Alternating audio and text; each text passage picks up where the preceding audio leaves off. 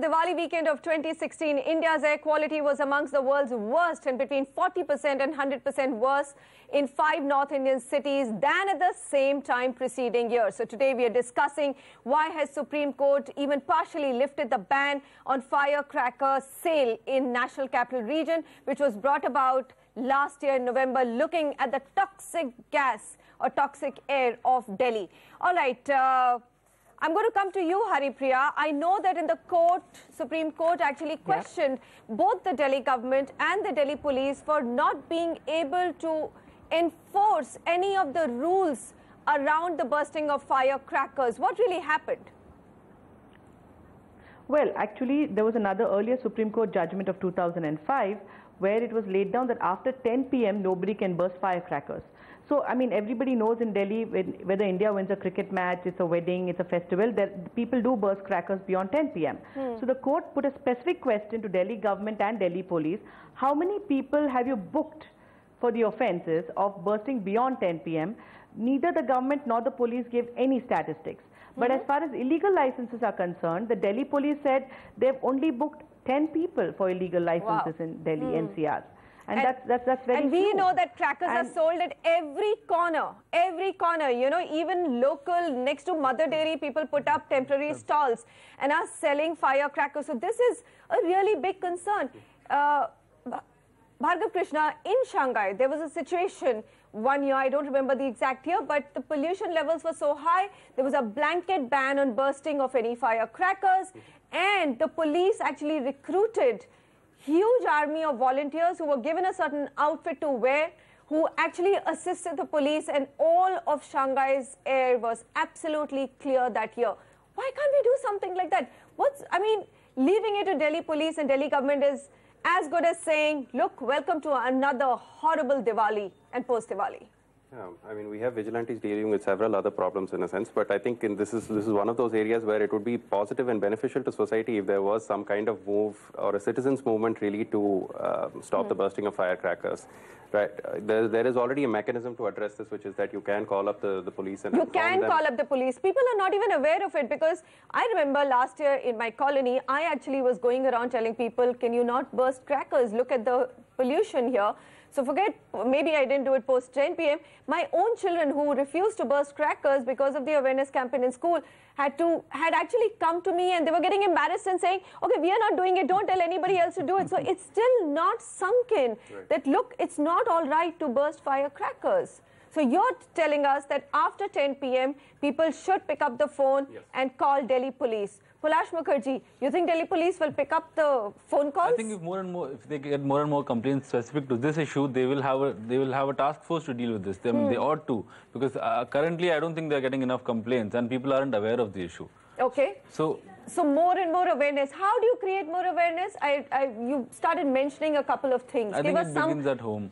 Like what you said, yourself and people around you, in your own colony, in your own housing society, if you see people bursting crackers after 10, or try and educate them, try and tell them about the effects. I'm sure everybody remembers November last year, the intense smog we had. You couldn't see across the park in your own colony. You couldn't till the very next day. And of course, the Supreme Court has said it could be Punjab stubble which was being burned. They also said that, look, we are lifting the ban because there are so many other things which cause pollution between October and December. Is that a right argument? No. I mean, I don't understand how waiting until this Diwali to reassess the situation where we still won't have that kind of data available with us is really going to change anything in terms of the Supreme Court's mind on whether or not fireworks are really affecting air pollution. So that's clear. All right. I need to know from you. Can honestly Delhiites left to themselves to apply self-restraint is a losing battle? Why don't you, Dr. Sahni, come and tell us what are some of the biggest dangers? I believe there are nascent studies which says it also can affect a child's IQ. Forget about his lungs. I think oxygen is, inherent to everyone's existence. And if you have a dearth of oxygen, which is what is happening in the air, which is around Delhi, and especially over Diwali, so in the long term, it's going to have an impact. Like we said, the most vulnerable are the younger children. I mean, they travel to school in buses, which are, pumping out gas. They walk into schools which have, not got enough anti-pollution measures. So over a period of time, these are the children who are going to eventually develop what we call chronic. Don't we get it? that we are actually harming our own children and their future. Haripriya, is there any room after this partial lift of the ban to go back to the Supreme Court before Diwali, or we just have to be prepared that, look, there's no other option? Before Diwali, there is no option really, because the order specifically says post-Diwali they will review it. What is strange is that's what the court which passed the order on 11th November 2016 did. They reviewed the situation post-Diwali. However, this has been lifted, and again the court has said they will review the situation post-Diwali. It doesn't make any sense to me. But one silver lining is the court has said a whole bunch of chemicals cannot be part of firecrackers, and I'm hoping that those 50 lakh kilos of firecrackers which are prevalent in Delhi today, if any of them have those chemicals, they should not be permitted to be burst at all by the Delhi police. They should actually check the stock, and all those firecrackers which have those chemicals should be removed. Do you think Delhi police will check the stock? Will come down. Haripriya has a very important point, because this judgment very clearly mentions those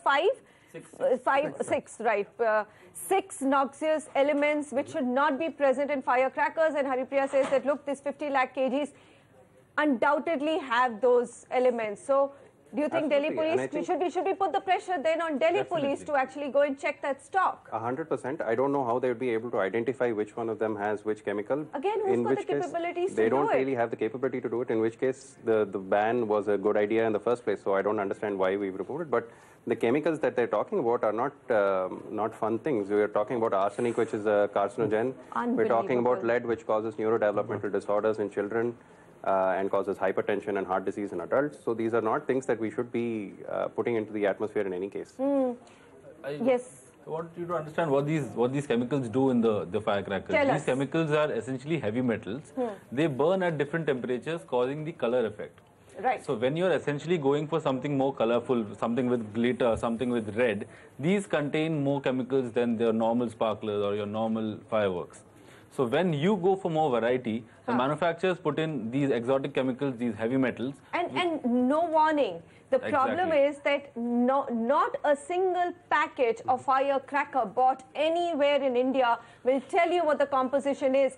Essentially, there are no rules to even get manufacturers whose interest the Supreme Court has protected this time, isn't it? With this order that said, look, it was filed, this partial lift, ban lift was filed by manufacturers of Sivakasi. The 2005 order that Haripriya was talking about, that has a similar order that says that fireworks, like cigarettes, should contain the ingredients and a very clear warning saying what are the consequences of exposure to these ingredients. But doesn't happen. Exactly. This is where I think it has to be looked at like it's like a public health epidemic. It's a public health epidemic. I think you've really concluded you've got to really sort of focus on it like an epidemic. You've got to work out a strategy to control it, follow it up, and see what are the impact, over the years. And then come back and say, okay, I mean, if you got this and you want to still smoke a cigarette, it's your funeral. Yeah? Oh my God, your funeral. Haripriya and gentlemen here, thank you very much for joining me. Really, rich Delhiites, the more money power to display with bursting firecrackers, better off people hold entire city to ransom and inflict irreversible lung damage. Only voice of rationality we were hoping was Supreme Court. Well, they want to wait one more year before the damage can be established. What can we say? We are left speechless. Thank you so much for joining me on Urban Reality.